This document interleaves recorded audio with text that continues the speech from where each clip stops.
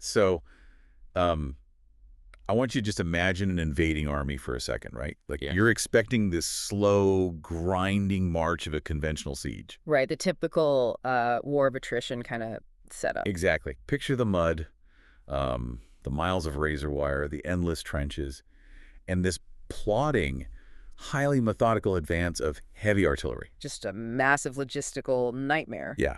And you're the enemy commander standing at a bunker, and you're waiting for the first signs of this like monolithic advance. You're expecting a grueling war that's going to take months. Because that's how it always works, right? That's the textbook. Right.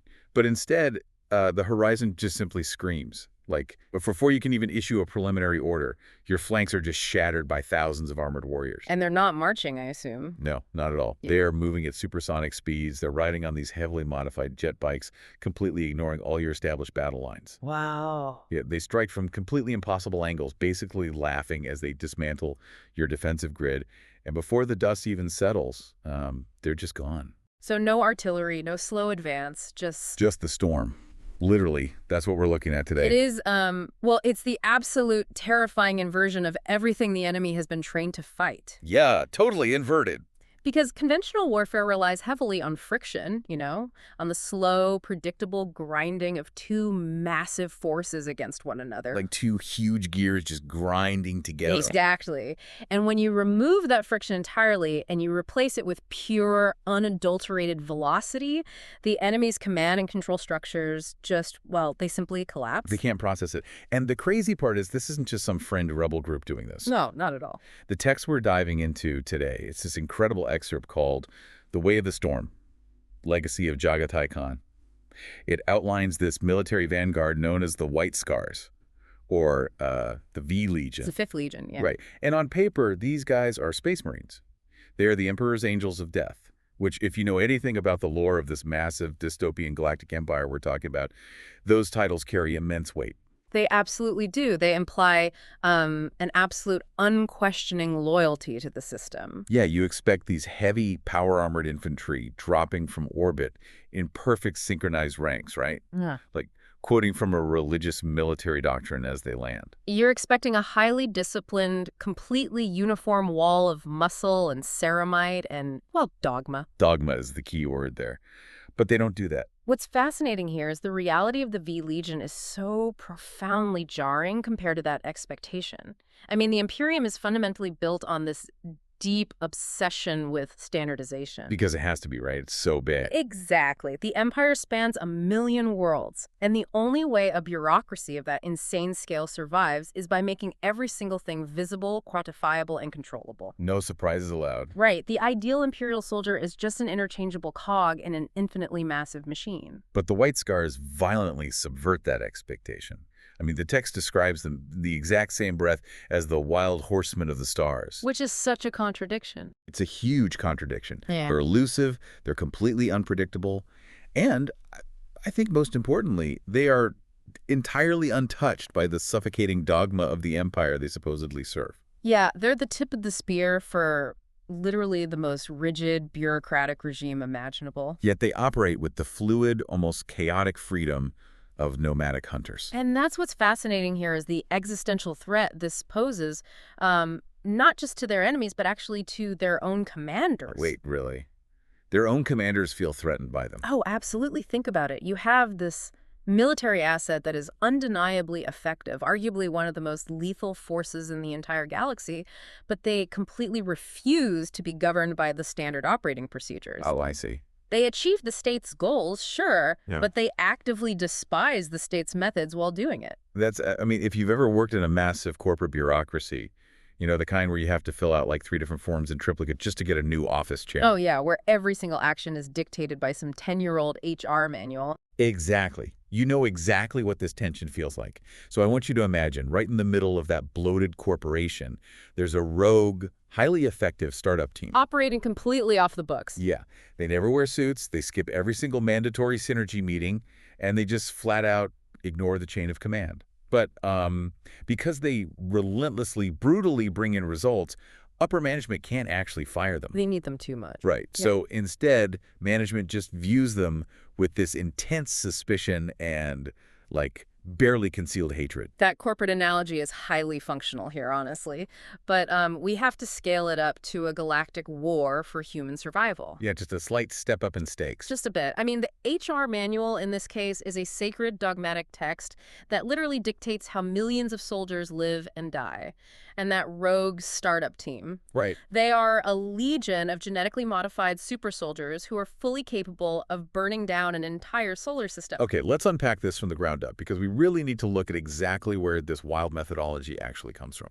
Yes, the origins are crucial. Because, frankly, you cannot understand an army that calls itself the Wild Horsemen without first analyzing the physical dirt, or I guess the windswept plains that they ride on. That's a great point. The text explicitly links their entire identity to their homeworld, which is called Chogoris. It is a textbook case of extreme environmental determinism. Break that down for us. What does that mean in this context? Well, you simply do not get a culture that prizes speed and fluidity above all else from a world of, say, dense urban hives or impassable mountain ranges, right? Right. The geography shapes the mindset. Exactly. And the source material describes Chogoris as this world of endless windswept plains and incredibly fierce storms.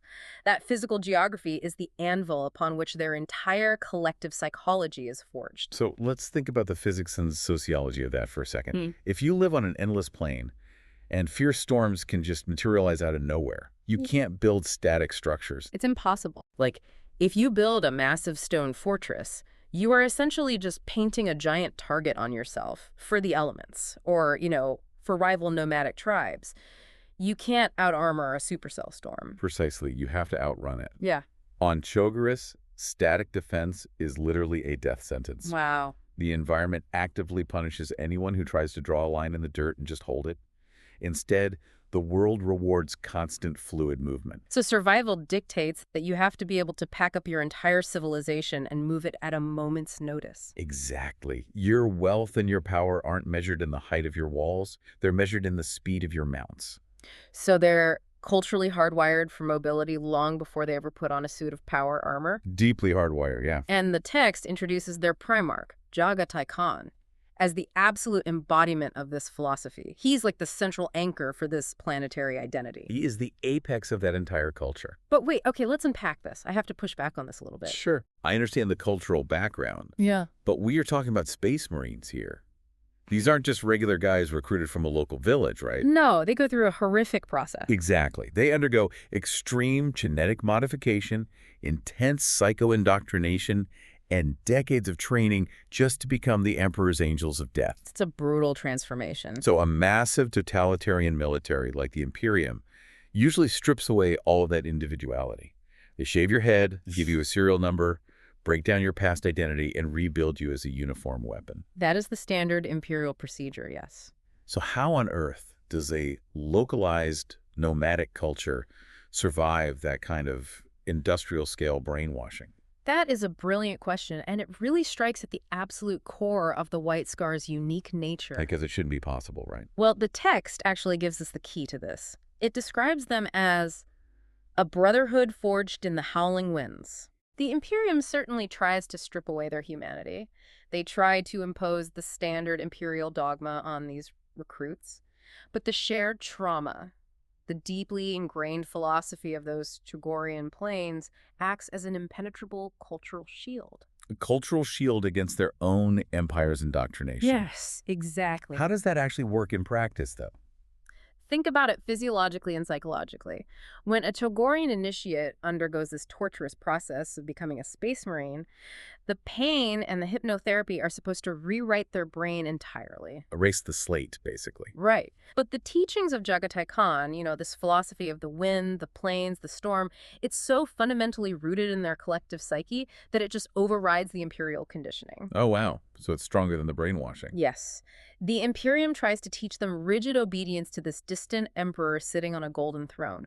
But Chogorian culture teaches them immediate, visceral loyalty to the warrior riding right next to them. The guy they actually bleed with. Precisely.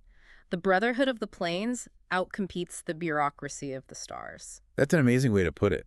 So when they put on the ceramite armor and pick up their bolters, they aren't really becoming Imperial soldiers. Not in their hearts, no. They're just becoming faster, more lethal Chogorians. They literally bring the plains with them into the stars. If we connect this to the bigger picture, it is a staggering failure of the Imperial machine. Because the machine thinks it's working.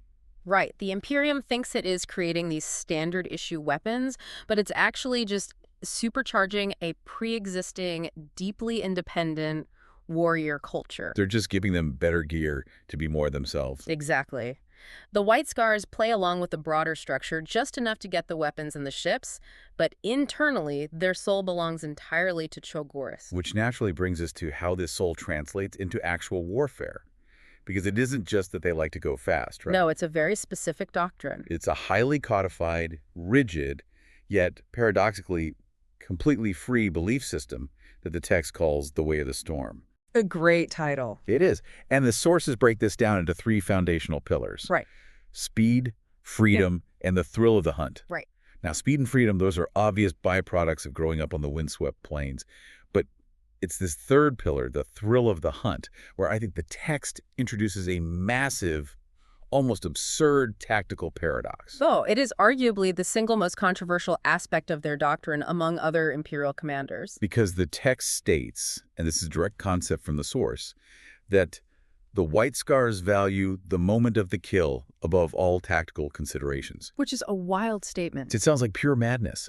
From a military perspective, valuing the thrill of the kill over the tactical reality of the battlefield, that sounds like a recipe for getting your entire armies surrounded and slaughtered. It absolutely does. I mean, to a conventional, dogmatic commander, prioritizing a thrill over a tactic is straight-up dereliction of duty. Right, yeah. It implies a lack of discipline. It implies that the soldiers are just these blood-crazed barbarians who lose their minds the second they see the enemy.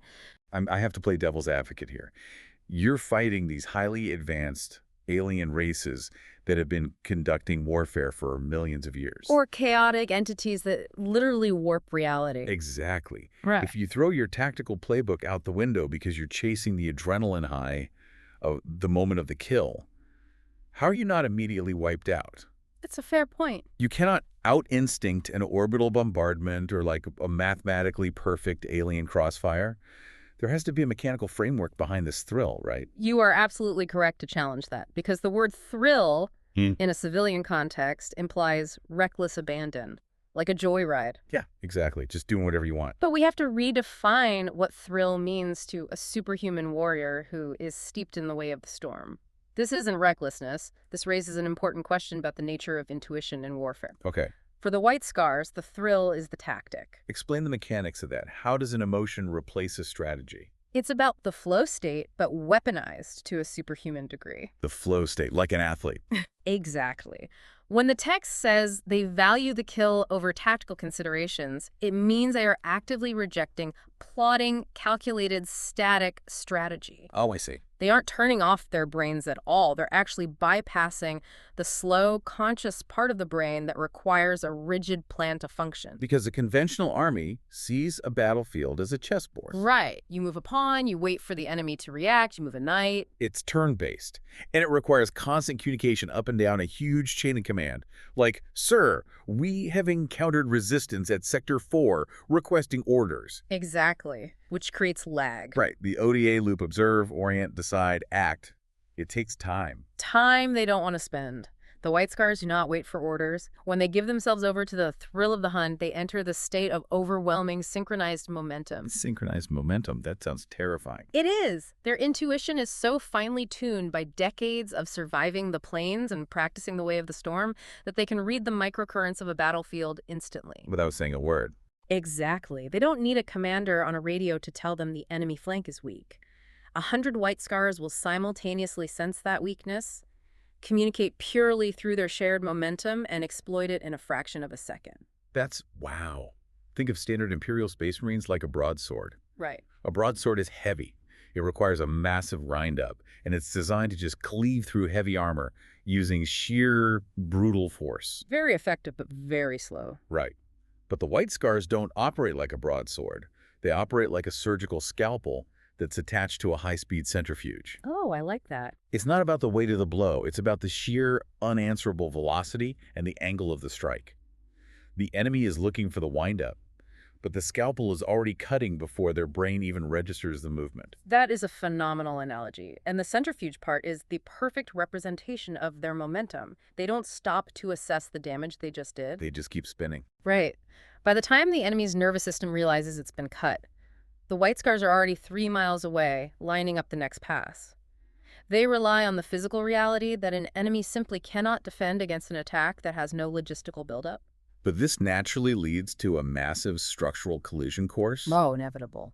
Because a culture that weaponizes intuition, that values freedom above all else, and operates on pure, high-velocity instinct, that is going to violently clash with an empire built entirely on endless bureaucracy. The friction is unbelievable. And the text dives right into this friction by looking at how the White Scars organize themselves, or, more accurately, how they flat-out refuse to be organized. This is where the philosophical differences cross the line into open institutional rebellion. Yeah.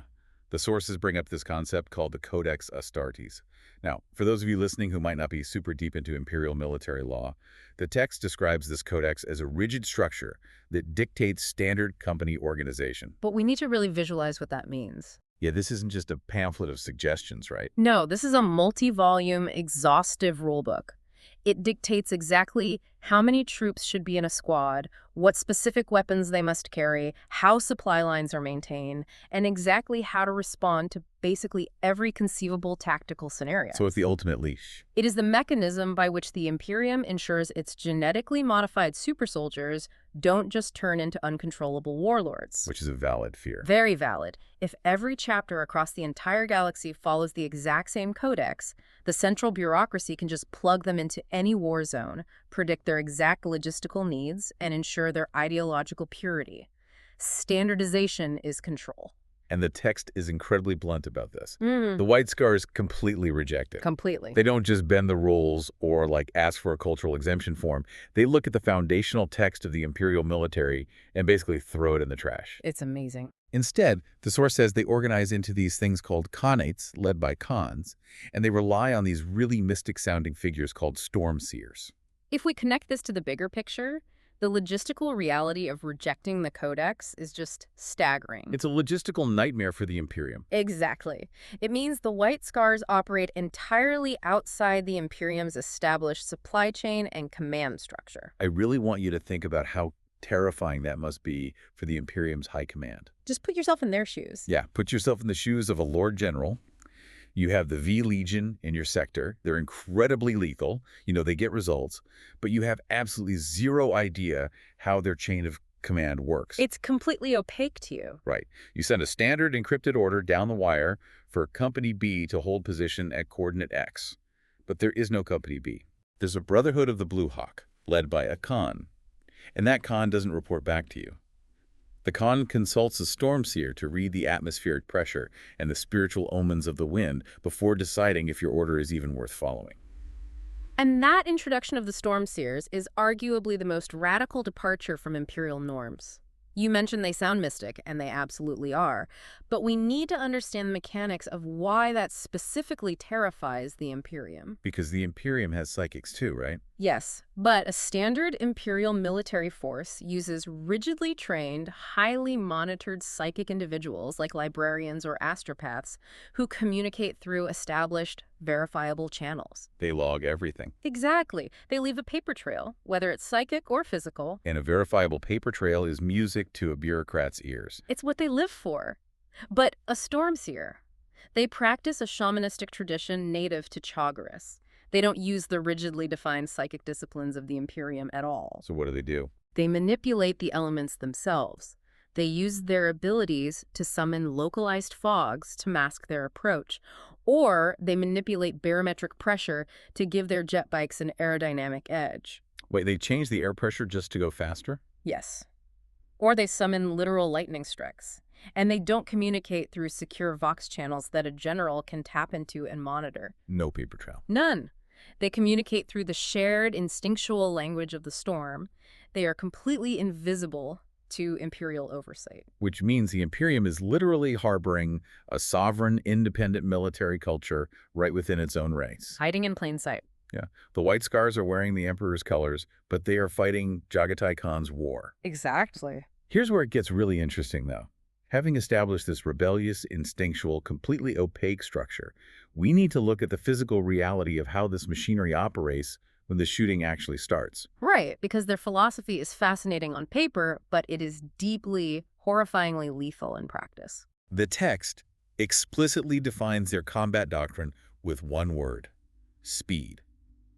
They are the absolute masters of the hit and run. Unmatched in the galaxy. The sources say they strike the flanks, they strike the rear, and crucially, they retreat before the enemy can even react. But let's go deeper than just saying they are fast. Let's look at the hardware. Yes, the arsenal that makes this possible. The text refers to their weaponry as the speed of the storm, calling them tools of the mobile hunter. You cannot execute a Chogorian hit and run if you are bogged down by conventional armaments. It just doesn't work. Right. A standard Space Marine relies on heavy, interlocking fields of fire. They use massive, plotting tanks and heavy weapons teams that have to stop, deploy bipods, calculate trajectories. Which takes time. And time is the enemy of the storm. Precisely. So the White Scars just strip all of that away. Their arsenal is completely customized for momentum. So what does that look like? We are talking about heavily modified jet bikes and assault transports, where they have likely stripped off layers of heavy ceramite armor just to shave off a fraction of a second in acceleration. Trading protection for speed. Exactly.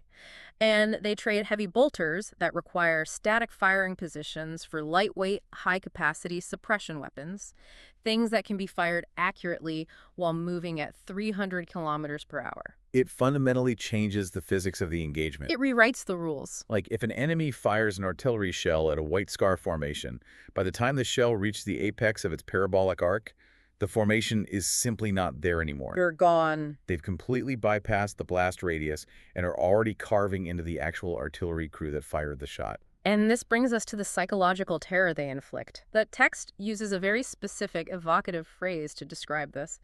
They strike like lightning from a clear sky. That's a beautiful line. It's poetry, but it's also a literal description of their tactical doctrine. Yes, and we really have to examine what that means for the enemy's morale. In military history, anticipation is often way worse than the battle itself. Oh, the waiting. The waiting is agonizing. The sound of marching boots, the dust clouds forming on the horizon, the preliminary bombardments, all of these give an enemy time to brace themselves. To dig their heels in. Right, to dig in and psychologically prepare for violence. But the White Scars deny you that preparation entirely. Because there is no dust cloud. Because they're moving too fast for the dust to even rise. Exactly. And there is no preliminary bombardment because they're their own ordnance. Exactly. Imagine the sheer, paralyzing paranoia of fighting an enemy like that. It would drive you crazy. You're looking at a completely clear sky, a perfectly quiet horizon, and then in the span of maybe 3 seconds, 1,000 armored warriors are suddenly among your ranks, tearing your command structure to absolute pieces. Out of nowhere. Out of nowhere. And just as quickly as the violence erupts, it vanishes. The roar of the engines fades away, leaving only the dead. And a survivor. Yes, and think about the survivors. They're left standing in a shattered defensive line, completely unharmed, but psychologically broken. Because they realized they were spared not by their own skill or their defenses, but simply because the storm moved on. You cannot defend against a threat that gives you zero sensory warning. It just collapses the enemy's will to fight. They dismantle the enemy's psychology before they even dismantle their armor. It's a brilliant but truly terrifying way to wage war. So we've spent this time establishing how incredibly effective, how culturally rich, and how fiercely free the White Scars are. They are a perfectly adapted organism, right? Yeah. Surviving and thriving completely on their own terms. They're the pinnacle of their own philosophy. But this is where the source material takes a massive, jarring shift.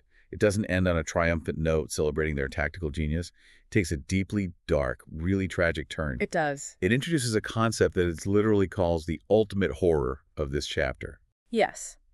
The text transitions very abruptly from celebrating their capabilities to mourning their grim reality, and the reality is that their perfection is their doom. The tragedy outlined in the text is incredibly stark. It states that their love of freedom is actually their curse. It's a tragic irony. The very things that make them so lethally effective, their speed, their reliance on intuition, their total rejection of bureaucratic dogma, those are the exact things that marginalize them within their own empire. They are too different. The sources explicitly state they are misunderstood and seen as barbaric and unreliable. by their dogmatic brethren. Because they cannot be tamed, controlled, or predicted by an algorithm or a codex. And in the eyes of the Imperium, anything that cannot be perfectly controlled is inherently suspicious. If not outright traitorous. Exactly. I really want to dive into the psychology of the Imperium here. What does it reveal about a society, about a massive galaxy-spanning civilization when it looks at its most effective, free-thinking, intuitive defenders and calls them barbaric? It's very telling. The text describes the Imperium as suffocating bureaucracy. Let's really analyze what that suffocating bureaucracy is doing in this context. Well, it reveals an empire that has fundamentally entered a state of terminal decline. Terminal decline. How so? Think about an expanding, healthy empire. A healthy system values innovation, right? It values results. It would look at the White Scars, see how effectively they dismantle the enemy, and ask, how can we learn from this? How can we adapt this to our other forces? Right, they want to copy the success. Exactly. But a decaying empire, an empire obsessed only with maintaining its own fragile, bloated existence, is terrified of innovation. Because innovation implies change. Yes. The Imperium doesn't want to learn from the White Scars. It wants to quarantine them. Because innovation implies that the current system is flawed.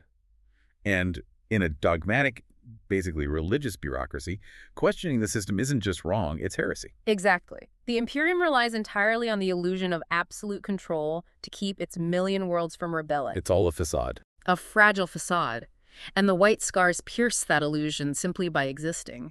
Oh, I see. Every time a Khan ignores a direct order from a Lord General and achieves a massive victory anyway, it proves that the General's enormous, complex bureaucracy is completely unnecessary. And bureaucrats will always seek to destroy anything that proves their own irrelevance. Every single time. Think about the last time you were in a soul-crushing environment, maybe a really strict school administration or a super rigid corporate structure. We've all been there? You have a goal to accomplish, and you find a brilliant, fast, incredibly efficient way to do it. But instead of being praised for getting it done, you are reprimanded. Because you didn't use the officially sanctioned template. Exactly. The administration doesn't care that you succeeded. They only care that you bypass their authority to do it. They punish the innovation just to protect the process. And that is the exact micro-level equivalent of the macro-level tragedy the White Scars face every single day. It's exhausting. They are the ultimate innovators in a galaxy that has essentially criminalized original thought. And the sources explicitly call them the embodiment of the Imperium's forgotten freedom. I just want to let that phrase sink in for a second. Forgotten freedom. It's a haunting phrase. The Imperium didn't just lose its freedom by accident. It actively traded it away, century by century, in exchange for security and control. A bad bargain. Very bad. And the White Scars are this walking, breathing, high-velocity reminder of what humanity used to be before it locked itself inside a bureaucratic prison. And this is the crux of the ultimate horror. The text calls them a beacon of hope in a galaxy of despair, but it immediately follows that by stating they are a tragic reminder that the Imperium's suffocating bureaucracy has crushed the very spirit it was meant to protect. Okay, let's explore that paradox then. Why are they still fighting? It's the million-dollar question. Right. If they despise the bureaucracy, if they throw the codex in the trash, if they're viewed as barbaric outsiders by the very people they're trying to save, why don't they just leave? Just pack up and go home. Yeah. Why don't they take their fast ships, ride back to Chogoris, and just let the Imperium burn? Because of the deeply ingrained honor of the Brotherhood that we discussed The earlier. cultural shield. Exactly. The tragedy isn't just that they are marginalized. The true tragedy is the profound existential conflict of their loyalty. Jagatai Khan gave his oath to the emperor, not to the bureaucracy that followed. And to break that oath would be a fundamental violation of the Chogorian soul. So they're trapped. By their own honor. By their own honor. Yeah. They are bleeding, dying, and sacrificing their brothers to defend a massive, sprawling regime that fundamentally hates everything they represent. So they're keeping the walls of the prison secure, even though their entire culture dictates they belong on the open plains. It's incredibly sad when you look at it that way. They are the wild horsemen, fighting tooth and nail to protect a society that would genuinely prefer to see them chained to a desk, filling out requisition forms, and following the Codex Astartes to the letter. It is a mutually parasitic relationship, basically, wrapped in the guise of holy duty. But the Imperium needs them. Desperately. The Imperium desperately needs their speed and their lethality to survive against the terrors of the galaxy. It needs the scalpel on the centrifuge, but it violently despises the free will that makes that scalpel so effective in the first place. Wow. The Imperium is essentially a rotting carcass held together by red tape, and the white scars are one of the last truly healthy breathing organisms left inside it. And like any failing system, the Imperium treats the healthy organism as a virus. Man. So what does this all mean? We've covered an immense amount of conceptual and tactical ground today. We really have. We started by walking the windswept plains of Chagres, unpacking how an environment of endless horizons and fierce storms forged a brotherhood that physically and psychologically cannot be static. And we analyzed the way of the storm. Right, realizing that prioritizing the thrill of the hunt over static tactics isn't recklessness. It is the literal weaponization of a superhuman flow state. Which led to their organizational rebellion. Exactly. We looked at the logistical reality of completely rejecting the Codex Astartes, opting instead for sovereign Khanat guided by the elemental magic of storm seers. Rendering them completely invisible to their own empire's oversight. And then we visualized the horrifying physics of their combat doctrine.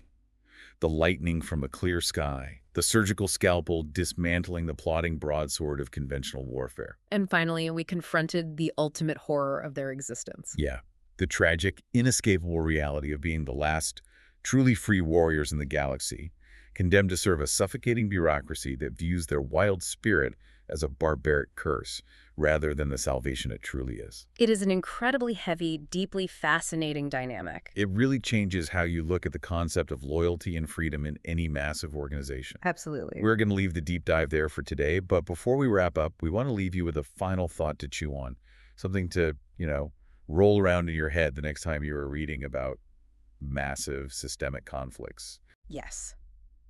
Think about this paradox based on the tension we've unpacked today.